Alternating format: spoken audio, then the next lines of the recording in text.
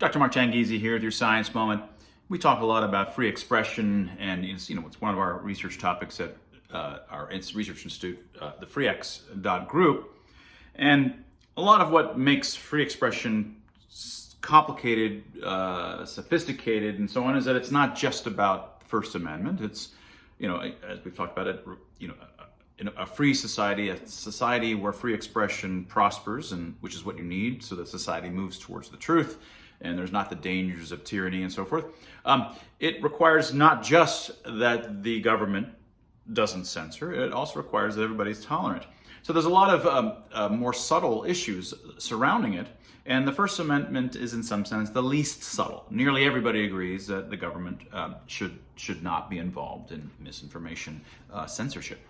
Now, which is actually not quite true. A lot of people seem to have the idea that if it's misinformation, it should be censored, which is a complete misunderstanding, because which should just take 2 seconds to reveal that it's a misconception. Because anytime there's a debate, at most one side is correct, right? And potentially both sides are incorrect.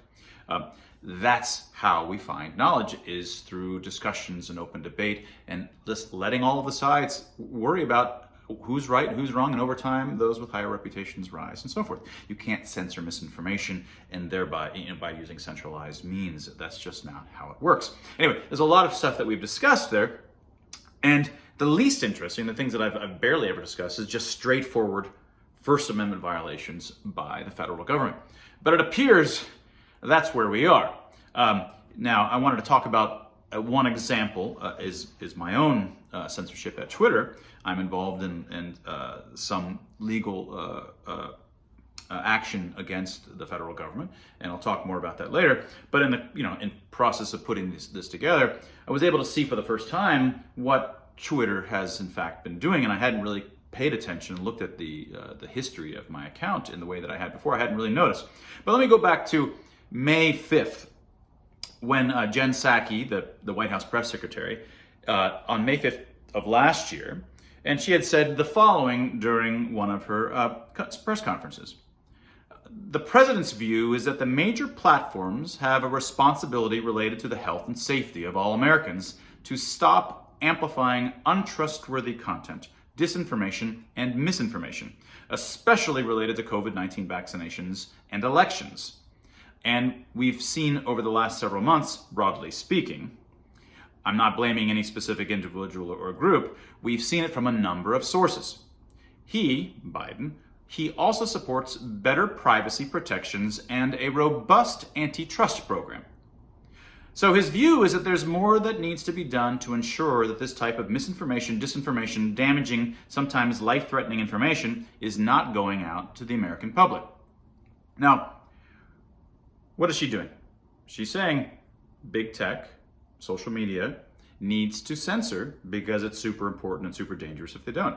And let me just repeat this little sentence that she said in the middle. He also supports better privacy protections and a robust antitrust program. She's intimating that they might have anti-monopoly kind of regulations that could be thrown at big tech at any moment if they don't follow their instructions, which is to start censoring the leaders of misinformation, disinformation, and so on. That's what she did. That started on May 5th of 2021. Now, just a little while later, in June, she also, in another press conference, we are in regular touch with these social media platforms. We're flagging the problematic posts for Facebook that spreads disinformation. So they're telling them, here's the people in the posts, especially the people. Here are the people that are the problem. We're just going to tell as if it's not going to lead to anything. But by the way, here are the folks that need to be censored. Right? And she also mentioned in that press conference, you shouldn't be banned from one platform and not others for providing misinformation. In other words, it shouldn't just be you, Facebook, or you, Twitter, or you, YouTube, that censors them. Once we've found out that one of these people is a leader of misinformation, all of them should censor that person. All right, so this started around May. The administration came in January, and it takes a while to start ramping things up. But now I wanted to have you take a look over at my impressions, so Twitter impressions over time. Impressions is just the number of people that are seeing my posts, my tweets. Okay, so it goes all the way back at the very far left, all the way to January 2020, just as a baseline before COVID even started. I wasn't very active on Twitter. I've had it for many years, but I had a very small following, and I felt that I had to get active in March when I felt that there was mass hysteria occurring, and so then you can see that it rises and rises, and then suddenly it falls and falls and falls. And where does that qualitative change occur? Well, if you look closely, it occurs in May. The qualitative change happens in May. And suddenly something qualitatively different. I didn't slow down my tweets. If anything, I was ramping it up. I was still very active, still am very active on these things, trying to get some sense of rationality in terms of the kinds of hysteria that we're seeing, and trying to understand these kinds of events in these kind of psychosocial events. I haven't changed, but you can see as plain as day that something has changed, and it started exactly on May 5th. They told us they're going to censor. Well, they told big tech, you better start censoring.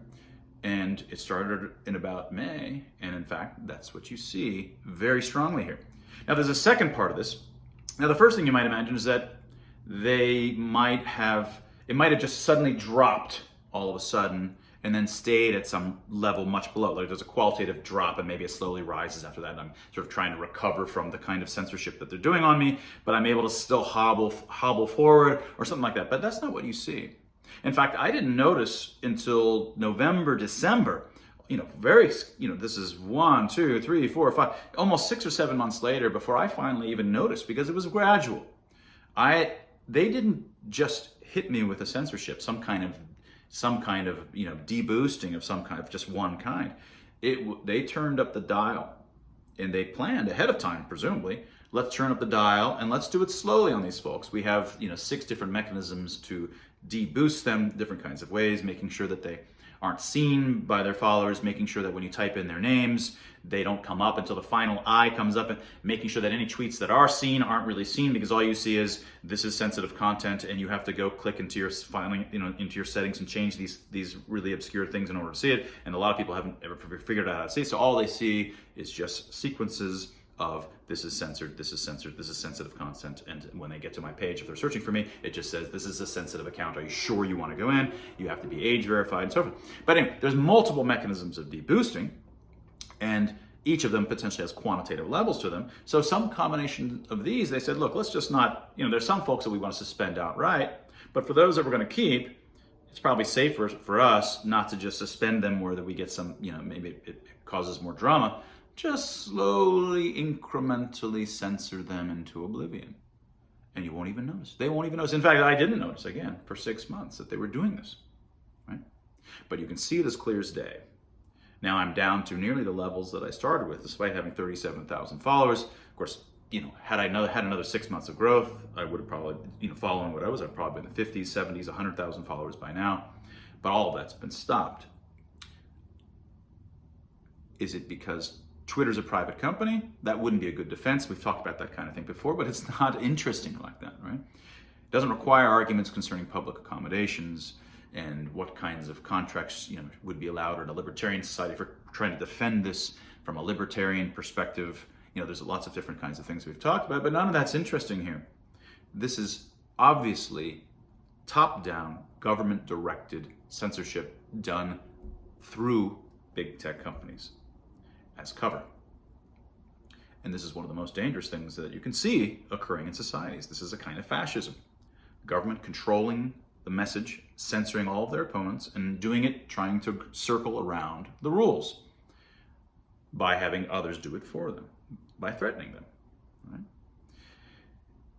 When, in my lifetime, when it was most important for folks like me, and when it was most important for there to be 2 or 3 or 4 different kinds of voices arguing for what we should do, when you had this kind of mass hysteria, when you had a pandemic, when you had this kind of societal strife, it was the most important time to have voices openly expressing themselves. And for the first time, in at least American history, we have the most censorial, First Amendment violating government that we've ever had. And that was your science moment.